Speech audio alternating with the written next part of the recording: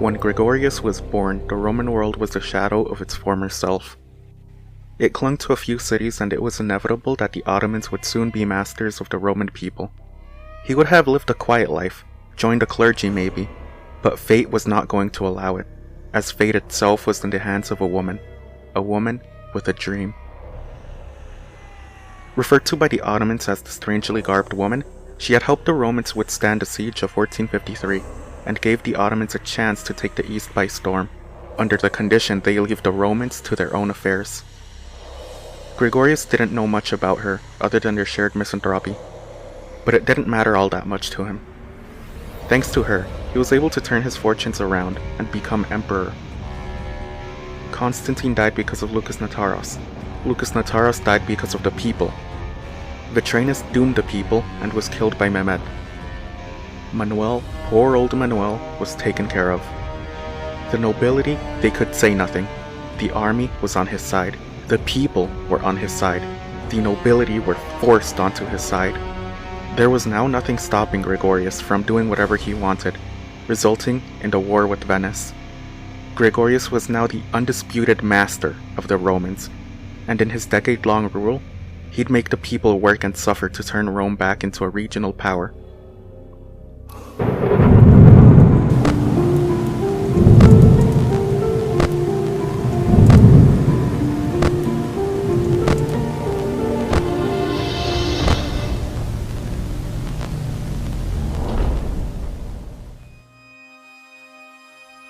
The opening phase of the Gregorian-Venetian War saw Venetian holdings in Anatolia fall swiftly. In Morea, the thematic armies faced more resistance. In a matter of months, mainland Greece was in firm control of the Romans. At sea, things were a different story.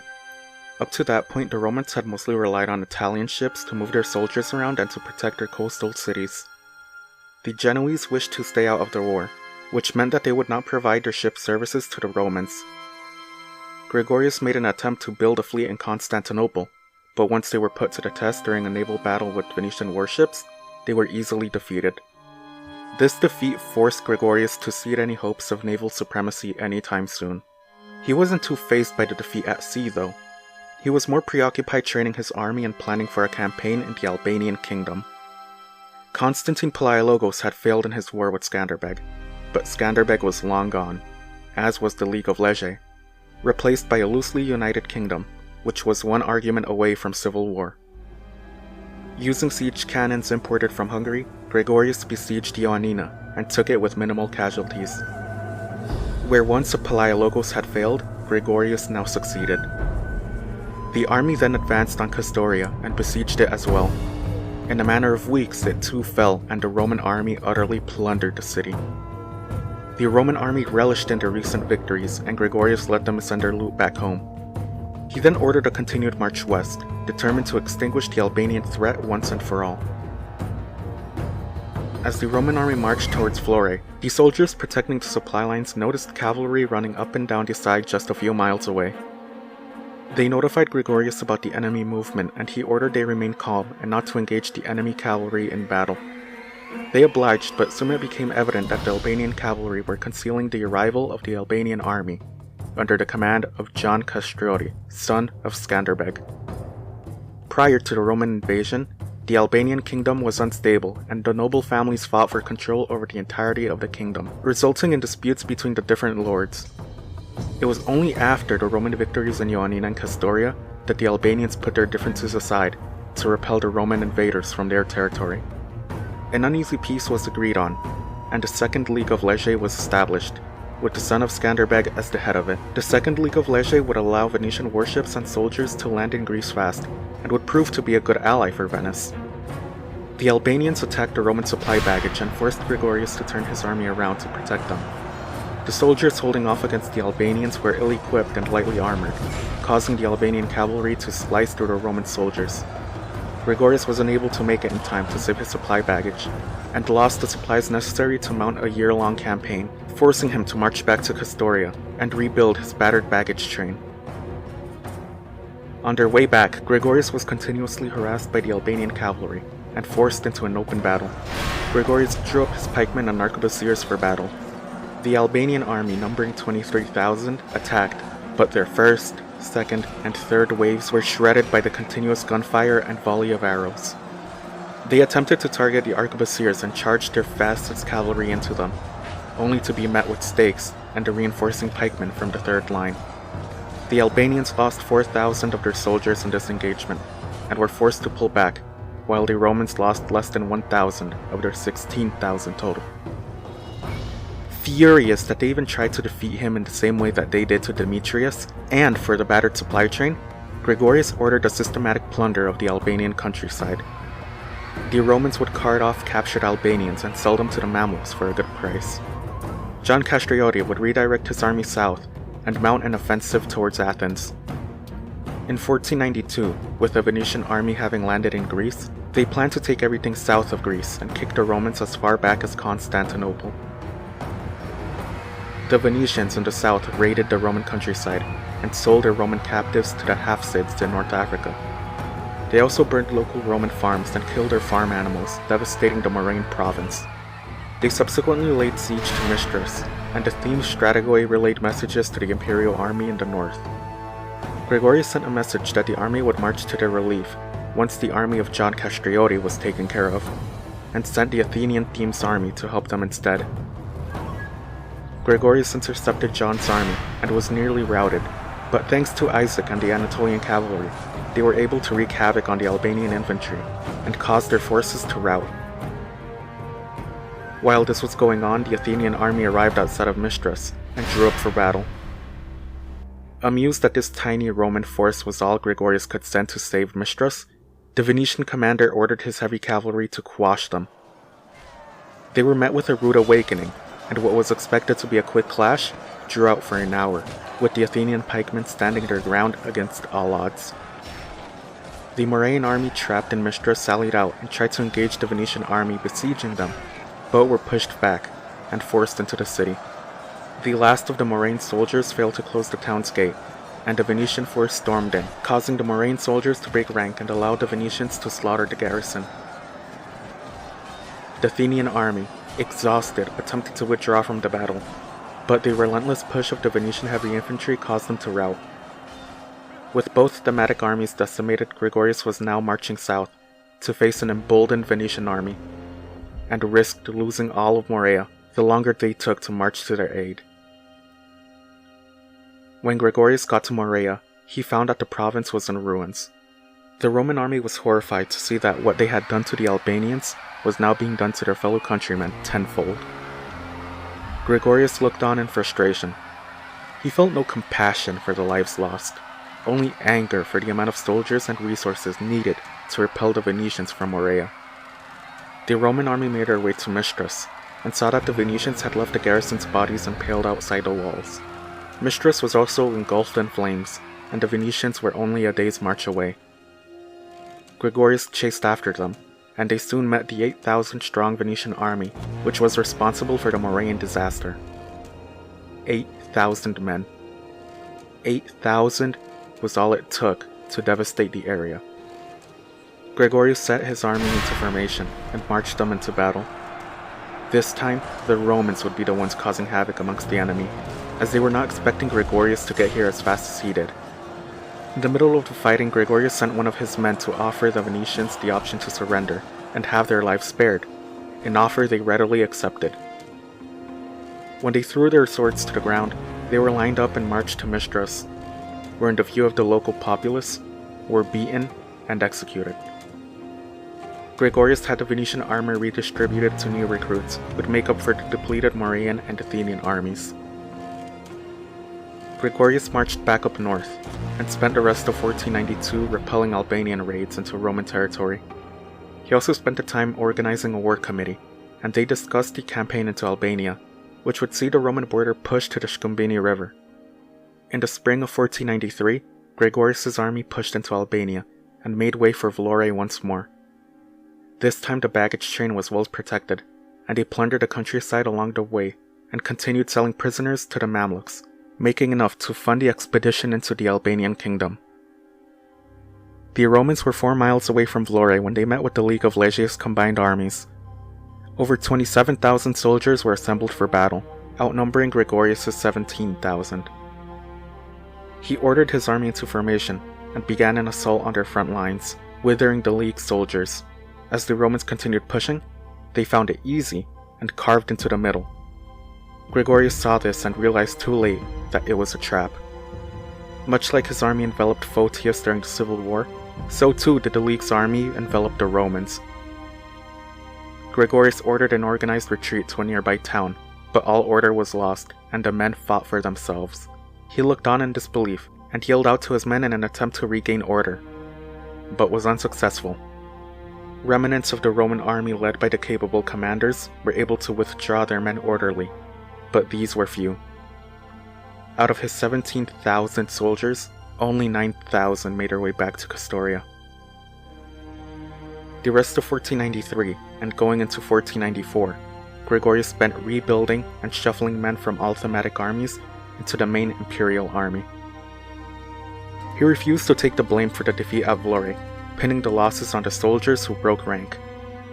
He sent out orders to the thematic armies across Greece that no deserters were to be allowed into their territory, and authorized the execution of men suspected of desertion, without restriction. This saw vendettas amongst the army's ranks be settled, only in the worst ways imaginable. Gregorius had his men quite literally whipped back into shape, and drew from the city's pools of inhabitants as recruits. He knew that it was only a matter of time before the League marched their armies into Greece.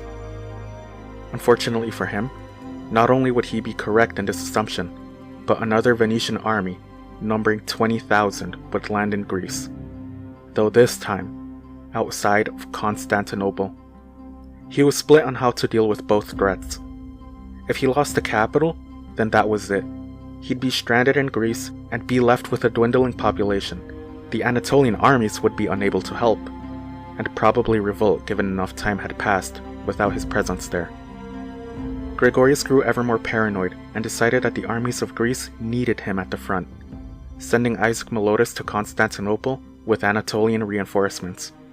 The year of 1494 would be the bloodiest in Gregorius' entire reign. In Constantinople, the local garrison held off their Venetian attackers. The Theodosian walls, though in an abysmal state, did as much as they possibly could to defend the Roman capital from further onslaught. The defenders would get the city's inhabitants to constantly repair damaged sections of the wall, and rallied the local and foreign populace to enlist in the defense as soldiers. They'd be trained throughout the duration of the siege, and proved their worth as they continuously held the Venetians back from various sections of the wall. Using arquebusier and cannon fire, the Romans prevented the Venetians from fully engaging their force on the land walls. On the sea walls, things were vastly different. The Venetians had defeated the pitiful navy stationed outside of the Golden Horn, and successfully landed their men onto the shore. They began using their warships' cannons as artillery, and along with the Venetian artillery on land, tore down a section of the walls. The Romans stood their ground and vehemently pushed the Venetians back, throwing everything they had at them. The soldiers on the walls hurled stones and debris onto the Venetians, and the arquebusiers shot at them as they tried to push into the city. Isaac was still a day away from Constantinople, and wouldn't arrive in time if the Venetians kept up their assault on the Neriorian section. The Genoese, looking on from the Latta, watched as the Romans struggled to hold the Venetians back. They feared for Genoese inhabitants in the city, and knew that should Venice take Constantinople, their power would only continue to grow. The Genoese ships docked near the Golden Horn were instructed to engage the Venetian warships, and due to their preoccupation in the Neriorian section, were caught off guard by the surprise attack. Nearly half of the Venetian warships were sunk, and the rest were scattered. The Venetians on the shore panicked, and this drove them to fanatically attack the Romans defending the breach. The Venetians slowly pushed the Romans back and were only stopped when Genoese ships began landing soldiers onto the shore, who then began attacking the Venetians from behind. The Venetian soldiers, seeing the writing on the wall, surrendered. They were forced into chains, and they had their armors and weapons seized by Constantinople's defense army. On the land walls, the Venetian commander heard of the failed assault on the Neriorian section, and also heard of Isaac's army of 7,000 men approaching. They still outnumbered the Roman armies, but withdrew from the area, moving north to Arcadiopolis, where they plundered the countryside for supplies and loot. In Venice, the Doge was enraged at the Genoese attack, resulting in him building up a force in mainland Italy just in case Genoa went on the offensive. In Milan, Ludovico Sforza was enraged that the Genoese garrison in Galata had joined the Romans in the war, and had an army raised to counter the Venetians, doing it in his nephew's name, Gian Galeazzo Sforza. He then sent delegates to Venice to come up with a quick peace before things further escalated. In western Greece, Cicero Castro had raised new recruits as reinforcements for the imperial army, and was to meet them outside of Thessaloniki. Gregorius didn't want the reinforcements to get attacked and lose them all, so he marched with the imperial army to Thessaloniki, leaving Castoria with a 5,000-strong garrison. The League's army noticed a decrease in Roman soldiers around the area, and decided to shadow Gregorius, completely ignoring Castoria. John Castrioti wanted to crush Gregorius' army before he could regain any strength. John made it as far as Larissa, and learned of the city's significance to the Roman army and people. Larissa was the birthplace of their hero, Gregorius, and the Larissans went as far as to openly declare their support to Gregorius during the Roman Civil War.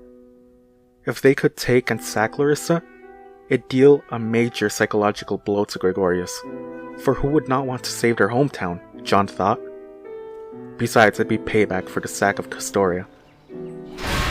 Larissa was besieged and messengers were sent to Gregorius asking for help. When he received their letter requesting aid, Gregorius looked at the letter blankly. One of his commanders asked if they should turn the army around and kick in the Albanians' teeth for trying to take such an important city. But Gregorius turned to face his soldier, and his eyes said it all.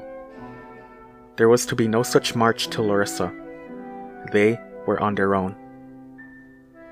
Gregorius linked up with Cicero Castro's reinforcements, and his numbers grew to a healthy 18,000 men, making up for Isaac's numbers.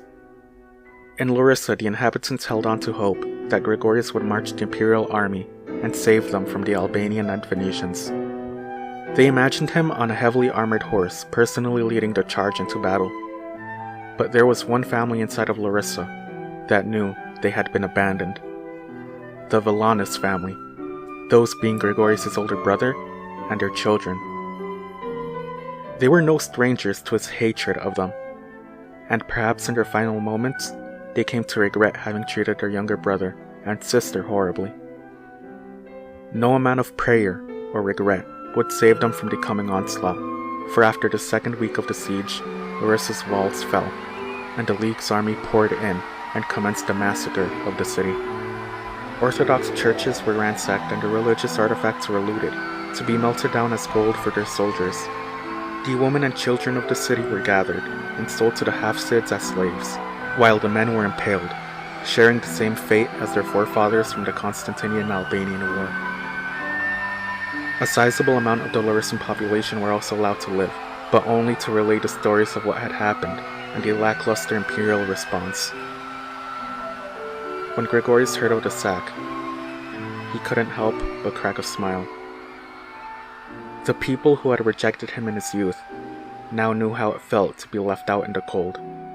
Gregorius began the army's march to meet with the Albanians and gave a speech to his soldiers that the enemy would pay for their insolence, and offered to pay his soldiers a bonus if they won their next battle, and killed over 10,000 of the enemy. He added that the destruction of the League's army would open the door to Vlore, and the Roman homeland would expand thanks to them, making them heroes for future generations. His most fanatical soldiers cheered for him, and the newer recruits were moved by his resilience in spite of Larissa's sack. The Roman army marched towards Larissa and met the enemy in open battle. Though the League's army had been victorious in the siege of Larissa, they were now coming up against a veteran Roman army that had more or less fought in a crusade, a civil war, and against Venetians that had managed to devastate Morea. These were the best of the best, and if put in a battle against Constantine Palaiologos, the Palaiologos army would be crushed. It took the Romans nearly 40 years to get to this point, and they had to endure humiliation after humiliation, as did their emperors. Gregorius looked onto the battlefield and watched the League's army form up. He rode along the front lines on his horse and expected his troops. He didn't even have to say a word. He simply lifted his lance, and the commanders of the Roman pikemen began marching forward, with the arquebusiers and cannons following suit. The League's armies were still confident following their victory, and John Castrioti thought he was going to crush the army, once and for all, He had his Venetian cannons begin firing at the approaching Romans, but were surprised that they stopped. The arquebusiers kept walking and stood side to side with the pikemen and began loading their weapons. John was so caught up in the Roman arquebusiers that he failed to notice the cannons having been moved to the flanks of the Roman army and fired into the flanks of his army. With his better armored men in the center, the Roman cannons tore the front row of John's flanks to pieces and demoralized the men stationed there. Matched with the Roman fire of their crossbows and arquebuses towards the center, they were stunned when the Romans ran uniformly towards them, with their pikes aimed straight at them. Gregorius and his flanking cavalry followed suit, and John ordered his men to remain firm, but the initial charge saw the entire front line of the League's army disintegrate. John would try to rally the men on the second and third lines to fight bravely, and even met the oncoming Romans head-on, but he was impaled on the throat by one of the pikemen, who yelled out to his fellow soldiers that he killed the Albanian lord, causing the morale of his comrades to skyrocket and led to a fanatical massacre that would cause the League army to rout entirely. Gregorius and his cavalry, already close to the fighting, were able to mop up the survivors, and kept up the pursuit of the enemy while his men began work on impaling the Venetians' bodies. The League army of 27,000 men were wiped out. John Castrioti II, son of Skanderbeg, was dead. The Roman army looted the League's former camp, and took the belongings of the Larissans and claimed it for themselves. Gregorius also made good with his promise, and each man that had fought in the battle were rewarded handsomely upon completion of their service. Gregorius wasted no time, and marched straight for Vlore. Once outside, the city's defenders would smugly man the walls and await the League army's arrival. The Roman army had the body of John Castrioti paraded outside the walls. His body was tied to the standard of the Roman army. The defenders, upon seeing this, lost all hope and gave the city up, if the Roman army promised to spare the civilians from death. Gregorius promised. When the Roman army marched in, Gregorius finally spread the word that John Castrioti was dead, and that the League armies had been wiped out, sending demands of submission to towns south of the Scumbini River. Gregorius sent letters to Cruje demanding a peace which would force harsh reparations that would essentially force the League to collapse in on itself. With the Venetian defeat at Constantinople and the recent loss of their armies, they agreed, and hostilities would cease, making the Gregorian-Albanian War go down as a victory for the Roman people and bolster their morale. In Thrace, things were far, far different. The Venetians who had managed to get away from Constantinople were rampaging through the countryside, forcing local farmers to flee into the cities, which had a potential to disrupt the amount of food and harvests for the coming year. Isaac was unable to do anything to stop the Venetian menace, as his force was still too small. His army totaled 9,000 when combined with Constantinople city militia. The people in Constantinople were horrified to learn of the sack of Larissa, and equally shocked to learn the Roman army had defeated Skanderbeg's son. Constantinople erupted into celebration and cheered for Gregorius and the imperial army, imploring them to finish off the Venetians running amok. With things settled in western Greece, Gregorius and the imperial army marched to Thrace, and the soldiers yearned for more blood, above all, victory. Gregorius once again thought about Constantine Palaiologos and Vitranus. He had done what he originally wanted to do, and it felt exhilarating. However, the loss incurred by the Second Roman-Albanian War was nothing short of horrific, if not even more so than the first. Ever since Gregorius assumed power, he had pushed the idealistic image of a militarized Roman people, and had the youth be taught those things, as well as the atrocities committed by the Venetians, conveniently leaving out the Romans' massacre of their enemies, to paint themselves as just. Throughout the war, both sides' hatred for the other would be shown on full display. Centuries of wars and poor relations, culminating in horrific acts that caught civilians in the crossfire. The people were slowly being reintegrated into the Roman military apparatus, and they were joyous over it. The people slowly forgot the memory of Constantine Palaiologos' time, and embraced the memory of Gregorius' victories, turning the once broken Roman people into soldiers, and after soldiers, generals. But in the end, would all the blood, tears, and sweat be worth it? Would Gregorius' image of his Roman Empire even lead to anything great? Or would his vision only bring more suffering for the Roman people?